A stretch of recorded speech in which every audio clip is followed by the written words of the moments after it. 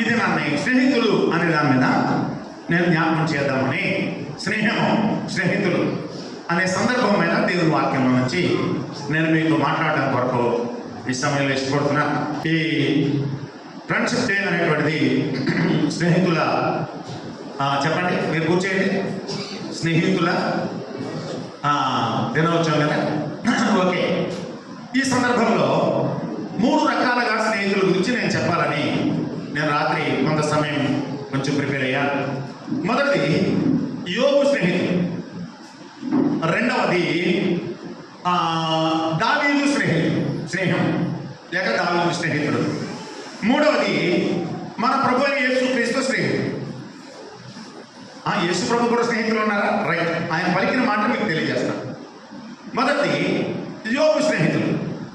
3 ఉన్నారని పరిశుద్ధ గ్రంథంలో రాయబడింది. అయితే మరొక వ్యాఖ్యానం అంతా ఇలా రాసి చెప్పారు.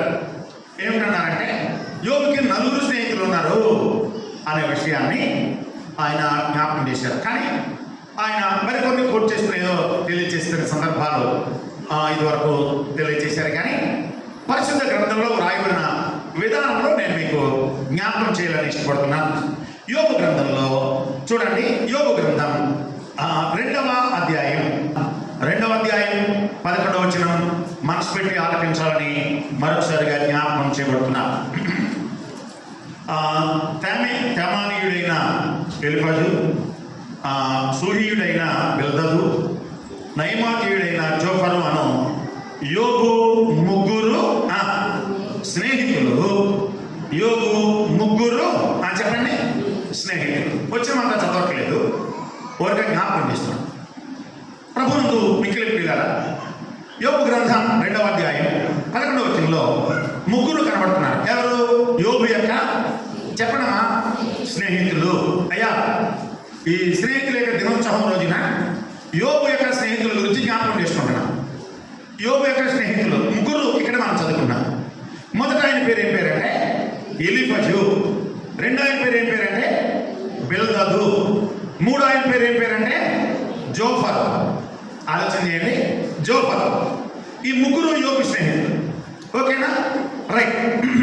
మొదటిగా ఎలీఫజు అనేటువంటి ఎలీఫజు అంటే దేవుడు బలము గలవాడు అని అర్థం. దేవుడు బలము గలవాడు అని అర్థం.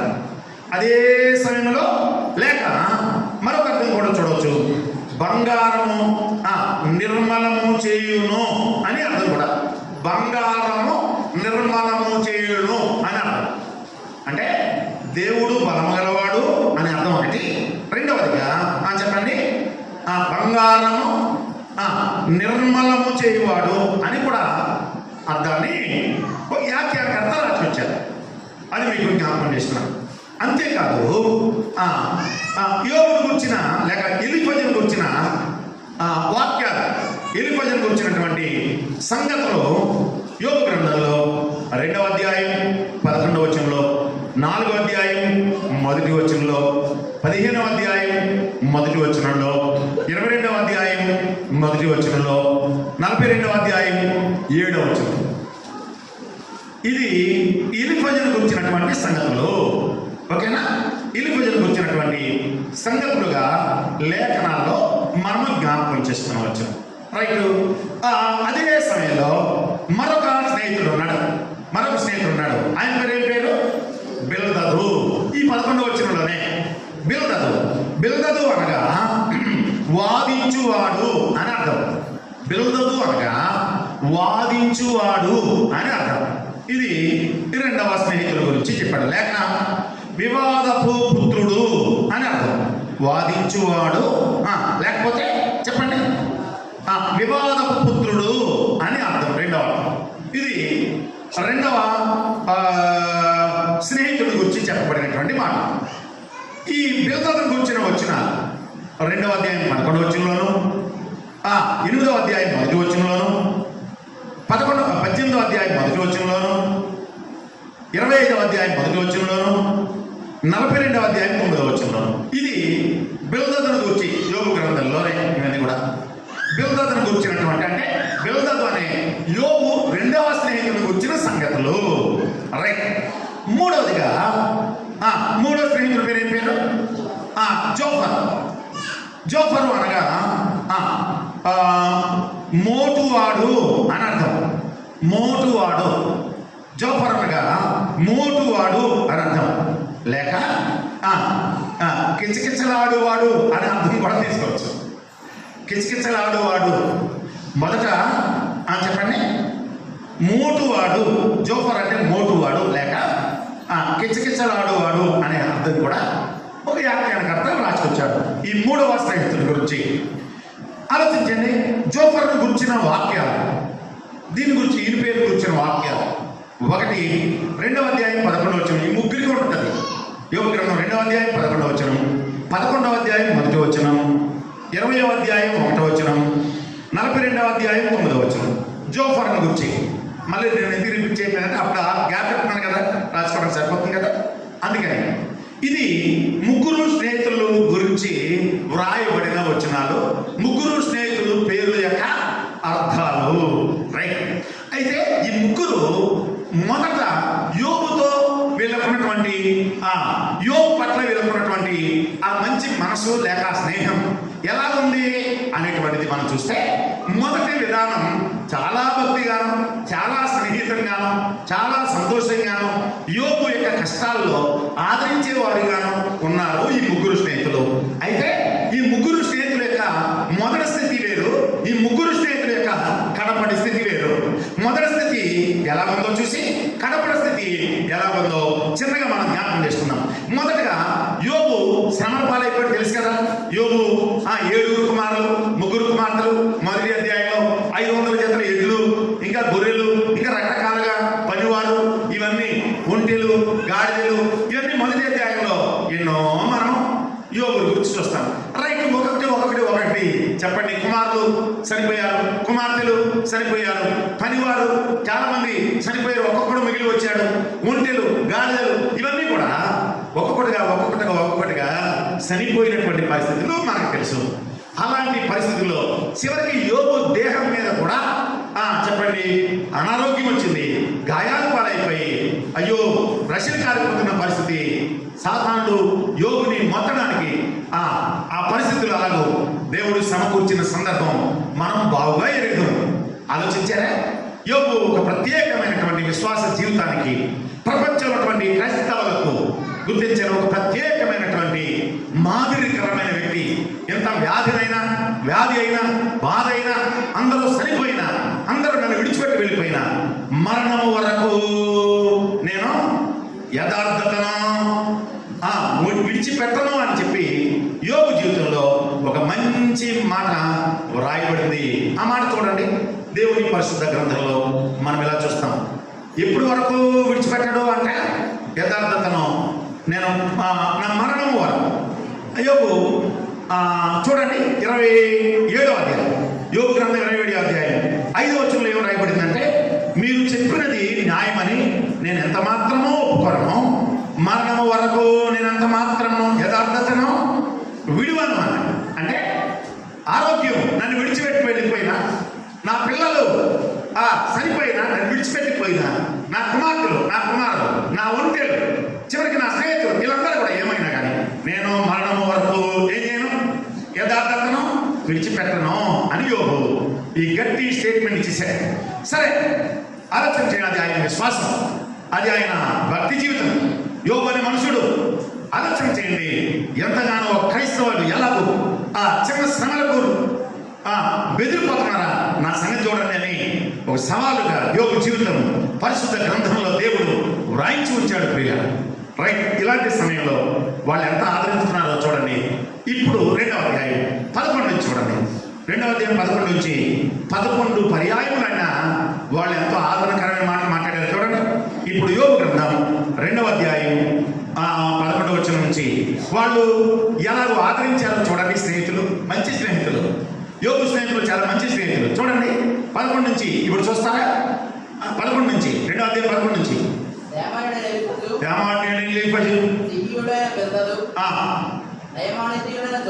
జోఫరును యోబు ముగ్గురు స్నేహితులు అతనికి సంభవించిన ఆపదలను విని అన్నిటినీ గూర్చి విన్నారు. ఆయన ఆపదలు కలిగిన ఆయన విన్నారు, కష్టం ఉన్నాడని విన్నారు. బాగుంది కదా ఇది. ఆ తర్వాత ఏం చేశారు? వీళ్ళు ఏం చేశారు? అతనితో కలిసి బాధలో ఉన్నాడు, అతను కలుసుకోవాలి. బాధలో ఉన్నాడు, అతను కలుసుకోవాలి. స్నేహం అండి ఇది, గుర్తుపెట్టుకోండి. నీ స్నేహితుడు కానీ నీ స్నేహితురాలు కానీ బాధలో ఉన్నారా, కష్టంలో ఉన్నారా, ఇబ్బందుల్లో ఉన్నారా, అప్పుల్లో మునిగిపోతున్నారా? అలాంటి వారికి చెప్పండి, వారిని కలుసుకోవాలి అని చెప్పి వీళ్ళు ముగ్గురు మనకి జ్ఞాపకం చేస్తున్నారు. వారిని కలుసుకున్నారు. ఆ తర్వాత మూడవదిగా చూడండి, దుఃఖించుటకును వారిని ఓదార్చుటకును అన్నారు. అబ్బా, యోగు దుఃఖపడుతున్నాడు, మనం కూడా యోగుతో పాటు దుఃఖపడదాం, ఆయన ఓదార్దాం అని వచ్చారు. ఆ తర్వాత ఏం జరిగిందో చూడండి, ఓదార్చుటకును పోవాలని ఆలోచించుకొని, ఎంత మంచి ఆలోచన స్నేహితులది. అతను దుఃఖంతో పాటు దుఃఖిందాం, అతను ఓదార్దాం, అతను బాధ విందాం అని చెప్పేసి విందాం అని బయలుదేరి వారు వచ్చారు. అయితే జరిగింది ఏంటో చూడండి, 12వ వచనం. ఆలోచించుకుని తమ తమ స్థలములను విడిచి వచ్చిరి. ఇప్పుడు 12వ వచనం చూడండి. వారు వచ్చి దూరంగా నిలువబడి కన్నులెత్తి చూసినప్పుడు అతన్ని పోల్చలేక తమ వస్త్రములను చింపుకొని ఆకాశం తట్టు తలలు మీద ధూళి పోసుకొని ఎలుగెత్తి ఏడ్చిరి. ఏమని? దూరంగా నిలిచారు, చూశారు, పోల్చలేకపోతున్నారట. అరే యోగేనా మన స్నేహితుడేనా? ఎలా మారిపోయిందండి, ఎలా అయిపోయిందండి, ఏంటి అసలు? అరే శరీరం అంటే ఎలా అయిపోయింది, ఏంటి పరిస్థితి ఏంటి? అతను చూసి పోల్చలేకపోతున్నారు. అర్థం చేస్తున్నారా? ఈ స్నేహితులు పోల్చలేకపోతున్నారు. అందుకని ఎలుగెత్తి చెప్పండి, స్నేహం అంటే ఇది. ఎలుగెత్తి ఏడుస్తున్నారు, అయ్యో మా స్నేహితుడు యోగు ఇలాంటి పరిస్థితి అయిపోయిందండి, పోల్చలేకపోతున్నానే. ఎంత అందంగా ఉండేవాడే, చూడడానికి చూడముచ్చగా ఉండేవాడే, ఏమిటి ఆ కూర్పులేంటి, ఏమిటి ఆ రసిలేంటి, ఏమిటి ఆ గాయాలేంటి, ఆ గాయాల నుంచి కాకుండా ఆ రసిలు, ఆ బాధ, ఆ వేదన చూసి ఏడుస్తున్నారు, ఎలుగెత్తి ఏడుస్తున్నారు. యోగు ఇలా అయిపోయినట్టు ఏడుస్తున్నారు. ఆలోచన ఎంత మంచిగా ఉన్నది. యోగు స్నేహితులేక మొదలొస్తుంది, గుర్తుపెట్టుకోండి. యోగు స్నేహితులేక మొదలొస్తుంది. అమ్మాయ్య, నీ స్నేహితుడు నీ స్నేహితురాలు కష్టాలు ఉంటే కనీసం పలకరించట్లేదు అంటే ఇది స్నేహమేనా? ఇది స్నేహమేనా? స్నేహితులు దినోత్సవం జ్ఞాపకం చేసుకుంటే మాత్రాన ఆదరణ కలుగుతుందా?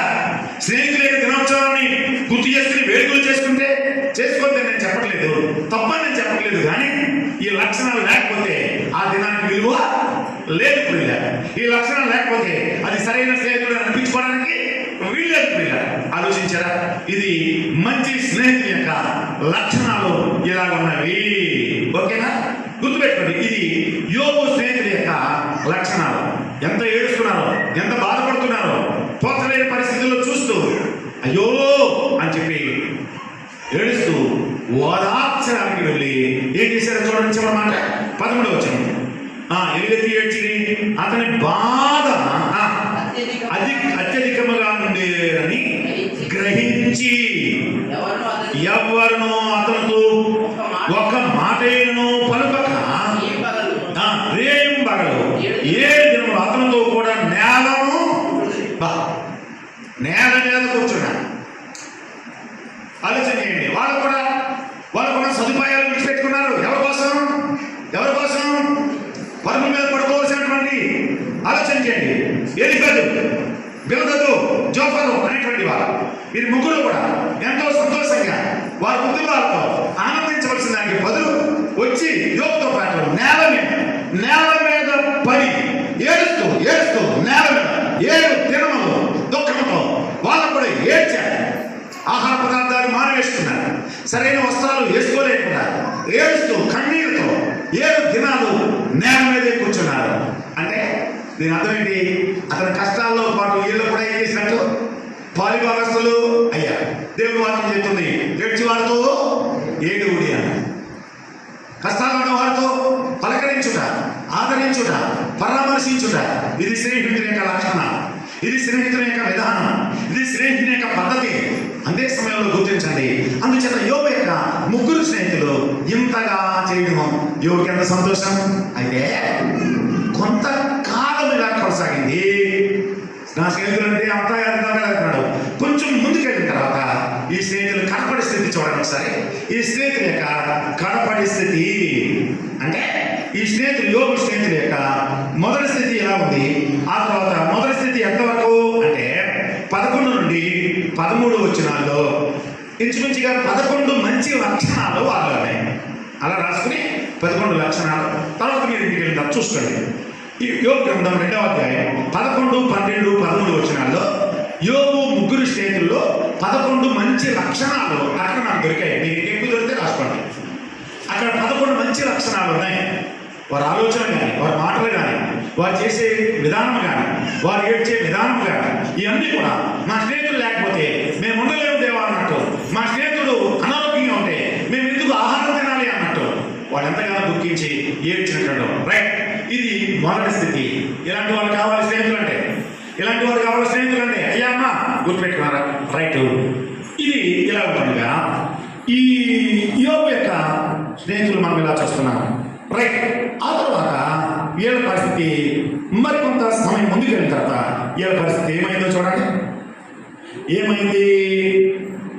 యోబు గ్రంథం 16వ అధ్యాయం 20వ వచనం. యోబు స్నేహితుల యొక్క కడపటి స్థితి. ఇందాక చెప్పింది ఏంటి? మొదటి స్థితి అది ప్రేమతో కూడింది. మొదటి స్థితి అది ఆప్యాయతలతో కూడింది. మొదటి స్థితి అది అర్థం చేసుకునేది. మొదటి స్థితి గుర్తుపెట్టుకున్నారా? అది విశ్వాసకి సంబంధించిన లక్షణాలతో కూడిన స్థితి. అది మానవత్వంతో కూడిన స్థితి. అది మన స్థితి. రైట్, ఇప్పుడు అదే స్నేహితురాలే అదే స్నేహితులు కడపడి స్థితి ఎలా ఉందో చూడండి. 16వ అధ్యాయం 20వ వచనం చూస్తారా? 16వ అధ్యాయం యోబు మాట్లాడుతున్నారు. ఇప్పుడు చూడండి. నా స్నేహితులు ఇప్పుడు ఏం చేస్తున్నారు చెప్పండి.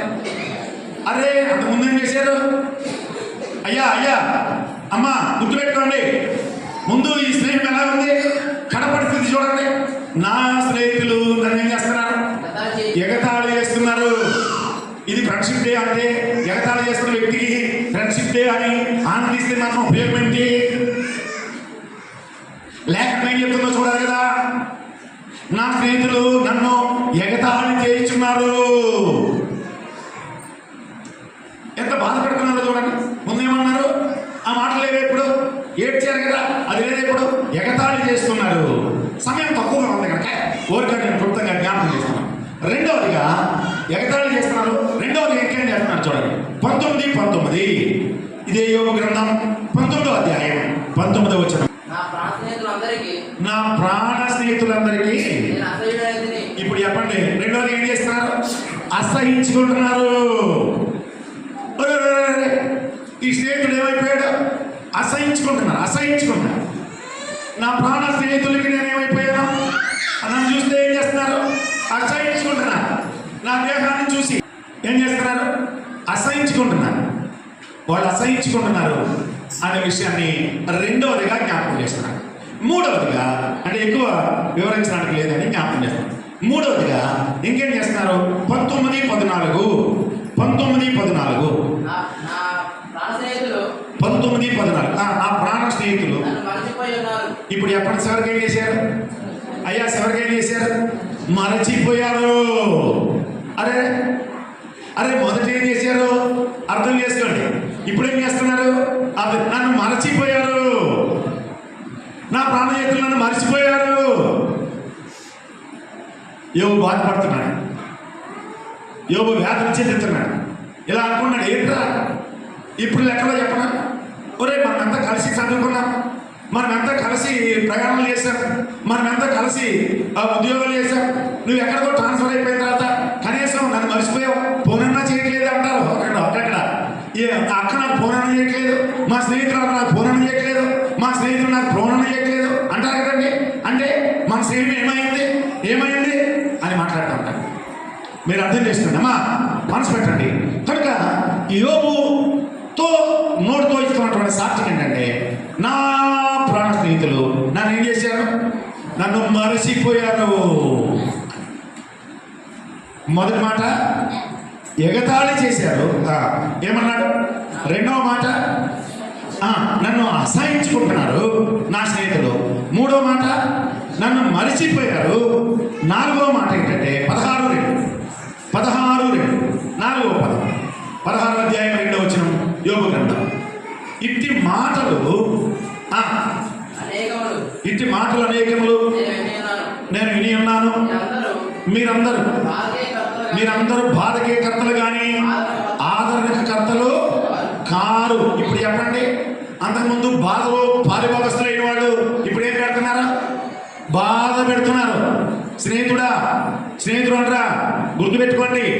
అరే, మీరు అనుకుంటారు నీ స్నేహితుడు ఊరికే బాధ పెట్టే స్నేహితుడువా, బాధించే స్నేహితుడువా? బాధలో ఉన్న వారిని ఆదరించే స్నేహితులు కావాలి, బాధ పెట్టే స్నేహితులు కాదు. ఒకప్పుడు వీళ్ళే ఆదరించారు, ఇప్పుడు ఈ స్నేహితులే బాధ పెడుతున్నారు. బాధ పెట్టేవారు ఆలోచన చేయండి, వారు సరైన స్నేహితులు కాదు. పిల్లలు బాధ పెట్టే స్నేహితులు కానీ, బాధ పెట్టే స్నేహితులు అంటారు కానీ, స్నేహితులు కానీ అది సరైన విధానం, అది సరైన స్నేహమే కాదు. స్నేహం యొక్క నిర్వచనమే కాదు. గుర్తుపెట్టుకున్నారా? అందుచేత ఈ ఫ్రెండ్షిప్ డే అనేటువంటి ఈ దినాన ఈ స్నేహితుల గురించి చూస్తున్నాం. ఆలోచన చేయండి. అందుచేత వారు బాధకే కర్తలు కానీ వారు నాకు చెప్పండి ఆదరణకు కర్తలు.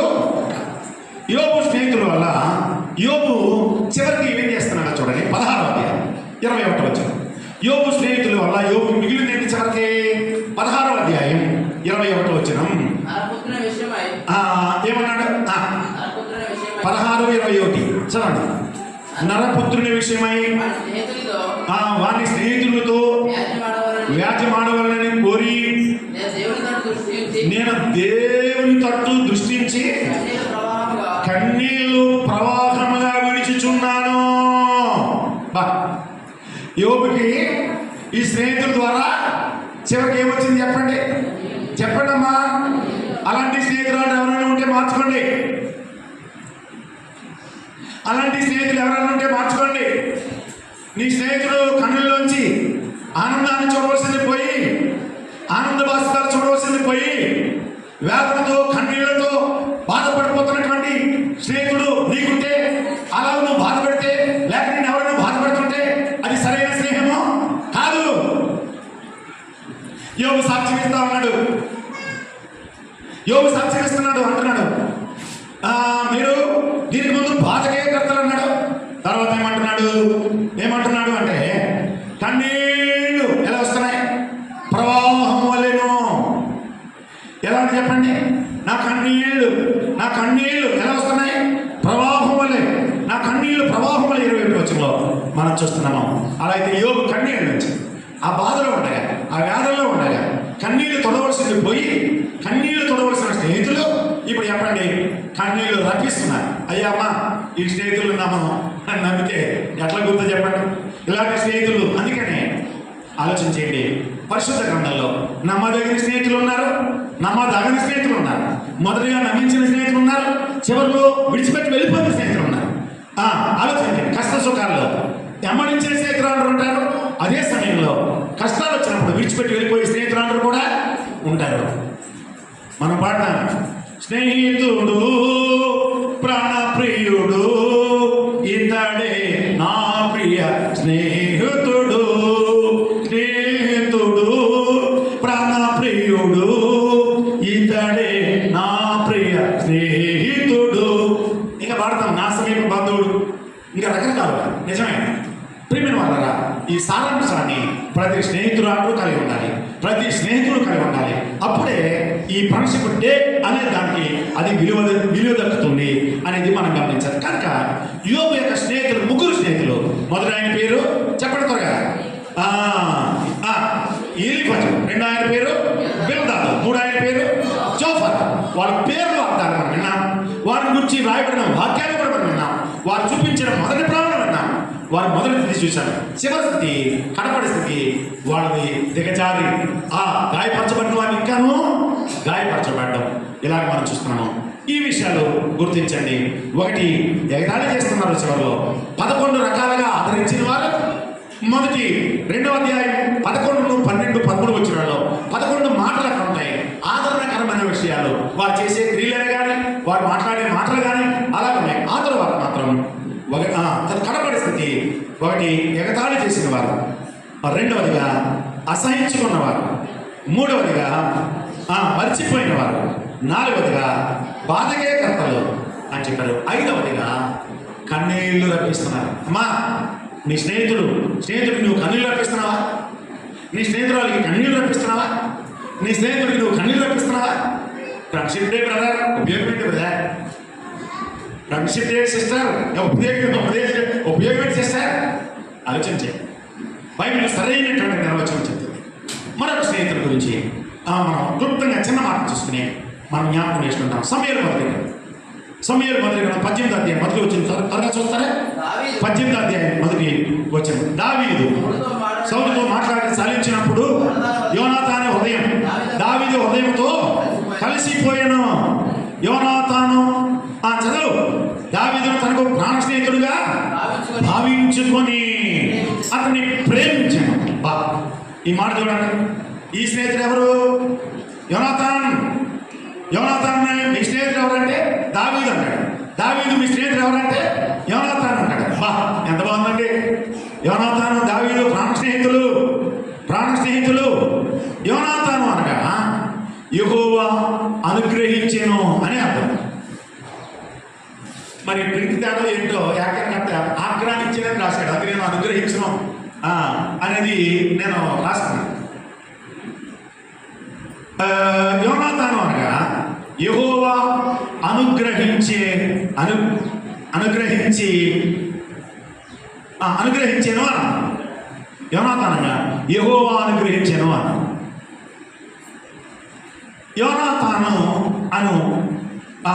యోనాతాను గురించి బైబిల్లో మనం సమూయేలు మొదటి గ్రంథంలో 57 సార్లు రాయబడింది.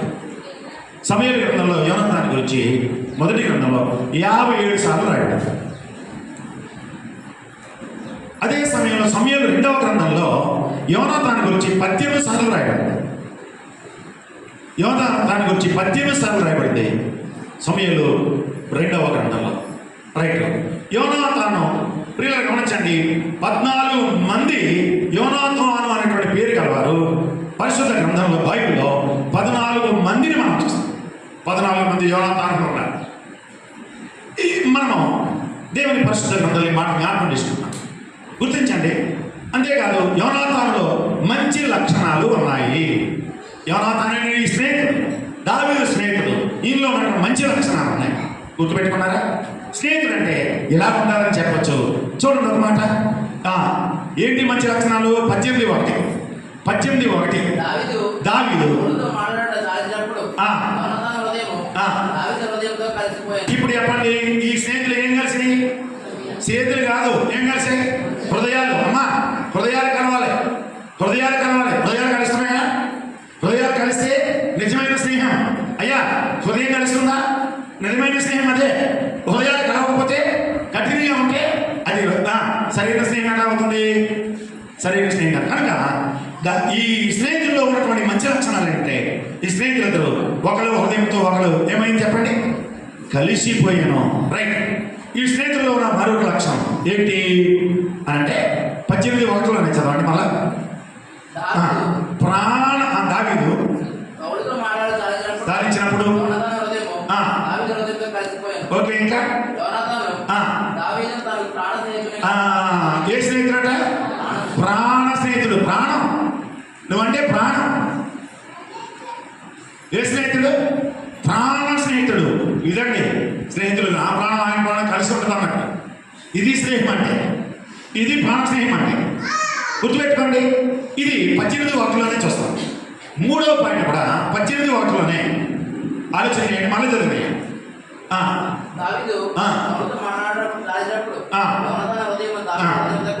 కలిసిపోయినా ఇంకా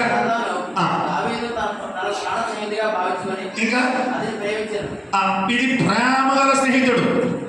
ఎలాంటి వాడు చెప్పండి? ప్రేమ గల స్నేహితుడు. మొదటిగా హృదయాలు కలిసిపోయిన స్నేహం. రెండవదిగా చెప్పండి ప్రాణ స్నేహం. ఆలోచన ఏంటి?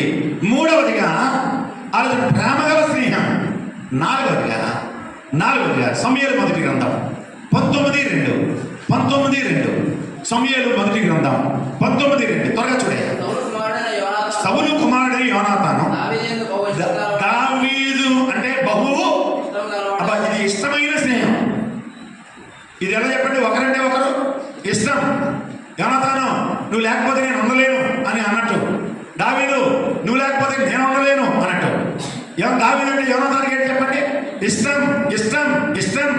ఇష్టం కనుకనే హృదయాలు కలిసిపోయి, ఇష్టం కనుకనే ప్రాణ స్నేహితుడిగా ఉన్నాడు, ఇష్టం కనుకనే ప్రేమల స్నేహితుడిగా ఉన్నాడు, ఇష్టం కనుకనే. ఐదవదిగా 19:2 సౌలు కుమారుడు యోనాతాను ఇష్టం గలవాడయ్యండి.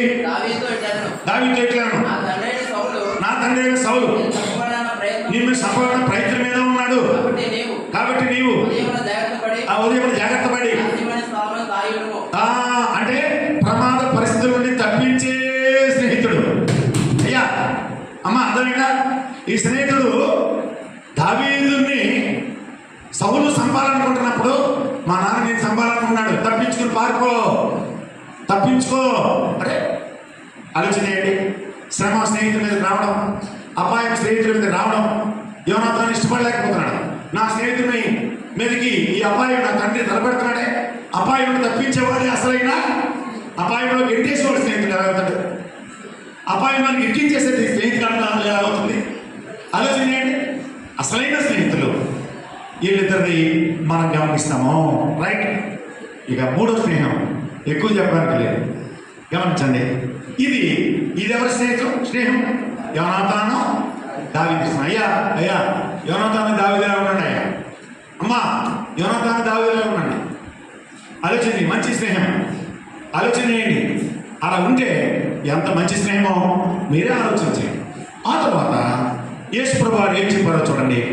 15వ అధ్యాయం 14 వచ్చిన యోహాను సువార్త 15వ అధ్యాయం 14 వచ్చిన, త్వరగా 15వ అధ్యాయం 14 వచ్చిన. యేసు ప్రభు చెప్పాడు, నేను మీకు ఆజ్ఞాపించు వాటిని మీరు చేసిన మీరు నా స్నేహితులై, యేసు ప్రభు వారు మీరు నా స్నేహితులై ఉంటారు అన్నాడు. ఎందుకన్నాడబ్బా? స్నేహితులను ఎందుకన్నాడు?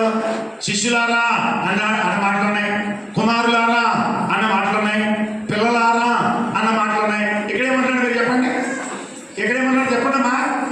యేసు ప్రభు వారు అంటున్నాడు శిష్యుల్ని, మీరు నా స్నేహితులు, మీరు నా స్నేహితులు.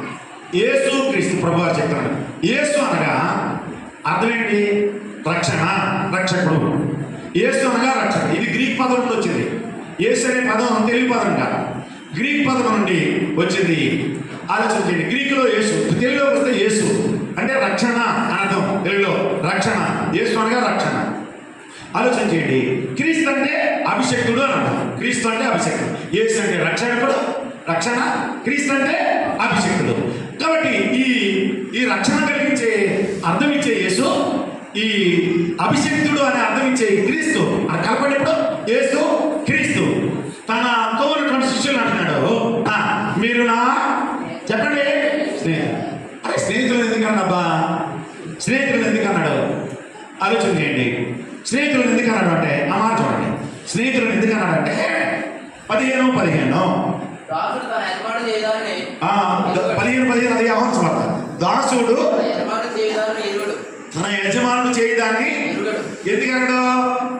దాసుడికి యజమానుడు చెప్తాడా? బానిసకి రహస్యాలు ఏమి చెప్తాడా? చెప్పడు. దాసుడికి చెప్పడు. ఎవరు చెప్తాడు? ఇంకా చదవండి. స్నేహితుడు ఎందుకన్నా చూడండి. కనుక నేను ఇక్కడ మిమ్మల్ని ఎలా పిలవను? దాసుని పిలవను. మిమ్మల్ని దాసుని పిలవను. దాసుని పిలిస్తే యజమానుడు చేసే పనులు దాసుడికి తెలియదు. యజమానుడు అయితే, దాసుడైతే యజమాని పెట్టింది తినాలి, యజమాని చెప్పింది వినాలి, యజమాని పంపిన చోటికి వెళ్ళాలి. దాసుడు తన ఇష్టాన్ని నెరవేర్చుకోవడానికి వీల్లేదు, యజమాని చెప్పినట్టు చేయాలి. యేసు ప్రభువు తను తగ్గించేసుకుని ఇప్పుడు ఏమన్నాడంటే, మీరు యేసు ప్రభువు తగ్గించుకుని ఏమైనా హెచ్చించేశాడు. మీరు చూడండి, యేసు ప్రభువు తగ్గించేసుకుని ఆయన రక్షకుడు, విమోచకుడు, గొప్పవాడు, సర్వాధికారి, ఇంతటి ఆయన కిందకు వచ్చేసాడు. ఏంటి? ఇప్పుడు నేను మిమ్మల్ని ఎలా పిలుస్తున్నాను? స్నేహితులు. మీరు నా స్నేహితులు. యేసు ప్రభు అన్నాడు, మీరు నా స్నేహితులు. అన్నాడు. అంటే దీని అర్థం ఏంటంటే స్నేహితుడు అంటే స్నేహితులు ఇరువురు మధ్య ఏముండదు. 15 మళ్ళీ చదివే 15. దాసుడు అయితే తన యజమాని చేసేదాన్ని ఎరగడు కనుక నేను ఎరగడు కాబట్టి నేను మిమ్మల్ని దాసులని అన్నాను. మిమ్మల్ని నా స్నేహితులని పిలుచుచున్నాను. ఎందుకు అలా పిలుస్తున్నాను? ఎందుకనగా ఇక్కడ చెప్పాడు. ఎందుకనగా నేను నా తండ్రి వలన విన్న సంగతులన్నిటినీ రైట్ నా దాసులని పిలవను. ఎందుకంటే నా తండ్రి నాకు చెప్పే విషయాలు దాసుడు చెప్తాడా? చెప్పను. ఎవరు చెప్తాను? స్నేహితులు చెప్తాను. అందుకని మీరు నా స్నేహితులు. నేను దాసులుగా చూడండి, ఇప్పుడు స్నేహితులుగా చూస్తాను. బా ఈ స్నేహం ఎంత బాగుందో చూడండి. స్నేహితులను ఎందుకు అంటాడంటే అయ్యా ఈ ఫ్రెండ్షిప్ డే రోజున ఈ స్నేహితులు అనుకున్నటువంటి ఈ రోజున ఆలోచన చేయండి. గుర్తుపెట్టుకోండి, స్నేహితుల దినోత్సవం అనేటువంటి ఇదేమన్నా మీరు గుర్తుపెట్టుకోవాల్సింది ఏంటి తెలుసా? ఒక స్నేహితుల మధ్య మరొక స్నేహితుల మధ్య ఏమనదు. అందుకని పరలోక తండ్రి విషయాలండి నేను మీతో చెప్తున్నాను, మీతో చెప్తాను. మీరు నా స్నేహితులు, మీరు నా స్నేహితులు అని చెప్తాను యేసుప్రభువు. అంటే మీ మధ్య నా మధ్య ఏమి మరుగు ఉండదు. దాసులైతే మరుగు చేస్తాను కానీ స్నేహితులు కాబట్టి మరుగు చేయను. నా తండ్రి నాకు ఏ విషయాలు చెప్పాడో అవన్నీ పరలోక సంబంధమైన విషయాలు అన్నీ మీకు తెలియజేస్తాను. ఒక ఉదాహరణ చెప్పనా? ఒక అతను పెళ్లి చేసుకోమంటే తెచ్చుకోవట్లేదు. అలాగే ఏంటి అంటే నాకు బ్రడ్డే వద్దంటున్నాడు. బ్రడ్డే వద్దా? 50 చేసుకోవాలి బాబు, నీకు వయసు వచ్చేసింది, నాకు ఇంకా చేసుకుంటున్నాడు, ఇంకా చేసుకున్నా. అలాగే వేరే అమ్మాయిని కూడా వేరే స్థలంలో అమ్మ నువ్వు పెళ్లి చేసుకోమంటే నేను ఇంకా చేసుకోను అంటుంది. ఏంటంటే మరి ఉద్యోగం వచ్చింది కదా, ఇంకా చేసుకోమంటే నేను ఇంకా చేసుకోను అంటుంది. మరి మీ తల్లిదండ్రులు చూస్తున్నారు కదా, అయినా మీరు నా చూడకని ఇంకా చేసుకోను అంటుంది. ఏంట్రా బాబు అంటే అరే ఇంకా చేసుకోవాలట, అమ్మో ఎంత చక్కగా ఉందో, అమ్మో ఎంత భక్తిగా ఉంటుందో అనేమో తల్లిదండ్రులు అంటున్నాయి. ఈ లోపల ఈ అబ్బాయి విషయంలో కూడా చాలా భక్తిగా ఉన్నాడు. పెళ్ళి అనే మాట అంటేనే చేయమనిపోతున్నాడు. అసలు పెళ్ళి అనే మాట ఎంత అంటున్నాడు. చాలా మంచి క్యారెక్టర్ కలిగిన కుర్రాడు. మరి అతను ఆలోచన ఏముందో, నేను ఇంకా ఏదో కొన్ని సాధించాలంటున్నాడు. మళ్ళా నేను కొన్ని అనుకున్నా నాకు జరగాలంటున్నాడు. అందుకని ఇంకా పెళ్ళి వద్దన్నాడు. ఇలా జరుగుతూ ఉంది. గుర్తుపెట్టుకోండి, ఇలా జరుగుతూ ఉంది. ఆ సమయంలో అబ్బా బంధువుల్లోనే అదే చెప్తున్నాడు, మిగతా వాళ్ళతో అదే చెప్తున్నాడు, తల్లిదండ్రులు కూడా అదే చెప్తున్నాడు, ఆమె కూడా తల్లిదండ్రులు కూడా అదే చెప్తుంది. ఇంతకే ఒకసారి తెలివితేటలు కలిగినటువంటి ఒక వ్యక్తి కదండి, మన సోదరుడు నాసనగర్ లాంటి తెలివితేటలు కలిగిన అసలు ఏంటి అది ఎవరితో ఫ్రెండ్షిప్ చేస్తున్నాడు అని అనుకుని ఆ స్నేహితుడి దగ్గరికి వెళ్ళి అసలు పెళ్లి ఎందుకు చేసుకోవరా నువ్వు అని ఆ స్నేహితుడితో అడిగించాడు. ఆ స్నేహితుడితో అడిగిస్తే అలా కాదురా, నేను వేరే అమ్మాయిని లవ్ చేసాను, ఆ అమ్మాయిని పెళ్లి చేసుకోవడానికి రెడీ చేసుకున్నాను, అవన్నీ రైటేరా, అందుకని అవన్నీ వేరేతో ఎందుకు చెప్తాం మరి అని ఇలాంటి క్లూలు అంటే అతను స్నేహితుడితో చెప్పాడు. అతను విషయాలు ఈ స్నేహితుడితో, ఈ స్నేహితుడు ఆ స్నేహితుడితోనే. ఇప్పుడు చెప్పండి, స్నేహితుల మధ్య దాపరకం చెప్పండి ఉండదు. అందుకని మీ అబ్బాయి విషయం మీకు తెలియదా? మీ అబ్బాయి స్నేహితులు ఎవరో అడిగి తెలుసుకోండి, మీకంటే ఎక్కువ తెలుస్తుంది అతనికి. మీ అమ్మాయి స్నేహితుల గురించి తెలుసుకోవాలా?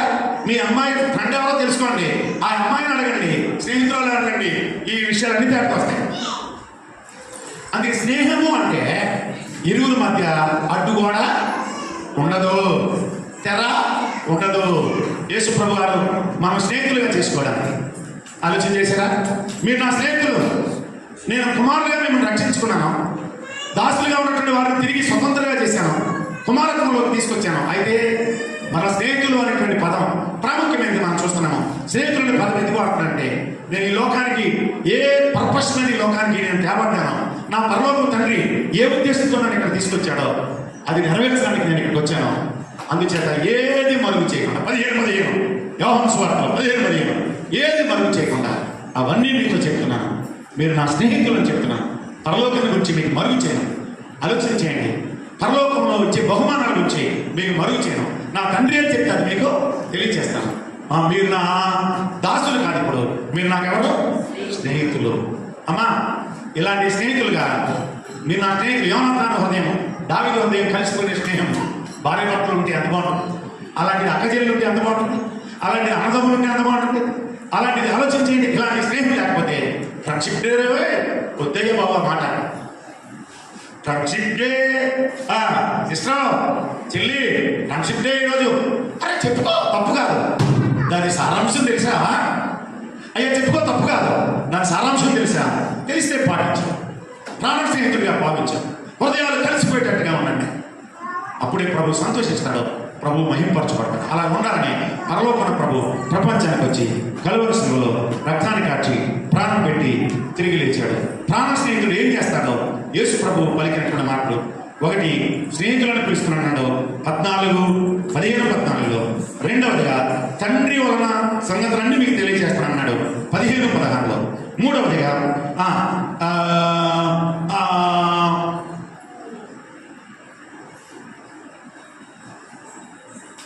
మేలు చేసేవాడిగా ఆలోచన చేయండి. స్నేహితుడు ఉన్నాడు 11:11 మనం చూస్తాం యోహాను సువార్తలోనే.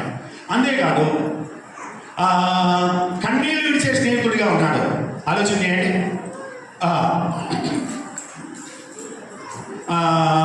ఆలోచన చేయండి. కన్నీళ్ళు విడిచే స్నేహితుడిగా ఉన్నాడు లాజరు విషయంలో. యోహాను సువార్త 11:35 తర్వాత చూడండి. చెప్పండి. అన్యాయం చెయ్యని స్నేహితుడు మత్తయి సువార్త 20:13. అన్యాయం చెయ్యని స్నేహితుడు, అన్యాయం చేయని వాడే అసలైన ఫ్రెండ్షిప్ చేసే స్నేహితుడు.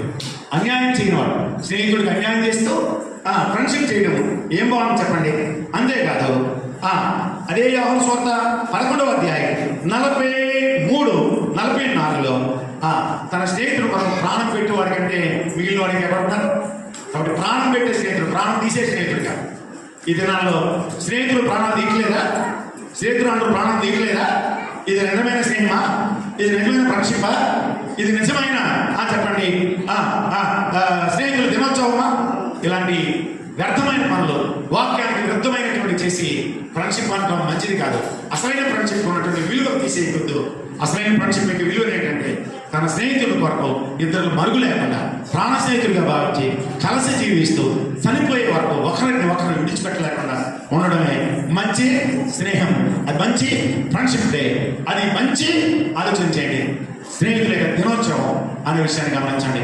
నాకు తెలుసు అక్కడక్కడ ఒక అతను బాగా స్నేహం చేశాడు.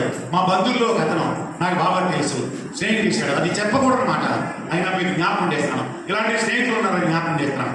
పైలో స్నేహితుడు మరొక స్నేహితుడితో ఉండి చివరికి ఆలోచన చేయండి, అతను భార్యతో ఇతను సంబంధం పెట్టుకుని ఆ స్నేహితుడిని చంపేశాడు. ఇది ఒకటి జరిగింది. ఎవరో ఏంటో వివరాలు తర్వాత వ్యక్తిగతంగా అడగని చెప్తాను. మరొక స్నేహితుడు మా బంధువుల్లో బాగా స్నేహం చేసి అతనుండి ఇతను లేకపోతే నేను లేకపోతే అతను లేకపోతున్నాను అన్నాడు. కొద్ది రోజులు పోయిన తర్వాత ఆ స్నేహితుడు భార్య తీసుకుని వెళ్ళిపోయాడు. ఇదా ఫ్రెండ్షిప్ అంటే? ఇదే ఫ్రెండ్షిప్ అంటే? ఆలోచన చేస్తాను. మరికొందరు స్నేహితులు అని చెప్పి స్నేహితురాలు అని చెప్పి వాళ్ళ గృహాల్లో ఆలోచన దేవుని స్తుతించడానికి వ్యాపారచానికి వచ్చిన గృహాల్లో చెడ్డ కార్యక్రమాలను తీసి వాళ్ళ గృహాలు ఇవ్వడం, ఇది స్నేహమా? ఇది స్నేహమా? రైట్ కాదు. స్నేహం అంటే స్నేహితుడు మరొక స్నేహితుడు వారి కష్ట సుఖాలు, వారి వ్యాధి బాధలు, వారి దుఃఖ సమయాలు, వారి ఇబ్బందులను ఆదరించడమే అసలైన స్నేహం. అలా చేసిన వాడు మన ప్రభు అయిన యేసుక్రీస్తు. మన కొరకై మంచి స్నేహితుడు, ప్రాణం పెట్టాడు. అంతకంటే మంచి స్నేహితుడు ఎవరు? మన ప్రభు మంచి స్నేహితుడు. అలాంటి స్నేహితుడిని మనం అంగీకరించాము. ఆయన స్నేహాన్ని కలిగి నిత్యమైన లేఖనాలతో స్నేహాన్ని కలిగి ఉన్నాం. ప్రార్థనతో ఆయనతో స్నేహం కలిగి ఉన్నాం. ధ్యానించడం ఆయనతో స్నేహం కలిగి ఉన్నాం. ఆయనతో సరాసరిగా దేవుని సాధ్యంలోకి కలుస్తున్నాం. ప్రభు ఈ మాటలు మనందరి కొరకు దీవించి ఆశీర్వదించునుగాక. యోబు స్నేహితుల యొక్క మొదటి స్థితి, యోబు స్నేహితుల యొక్క కడపటి స్థితి, దావీదు స్నేహం, యోనాతాను యొక్క స్నేహం, అందులో ఉన్న మంచి లక్షణాలు, యేసుక్రీస్తు ప్రభు వారి స్నేహితులను ఎందుకు పిలిచాడో ఆ విషయాలు మనం విన్నాం. ఇవన్నీ మనసులో ముద్రించుకుని ప్రభుని గణపరిచి ప్రభుని స్తుతించండి. ప్రభు ఈ మాటలో మనందరి కొరకు దీవించి ఆశీర్వదించునుగాక.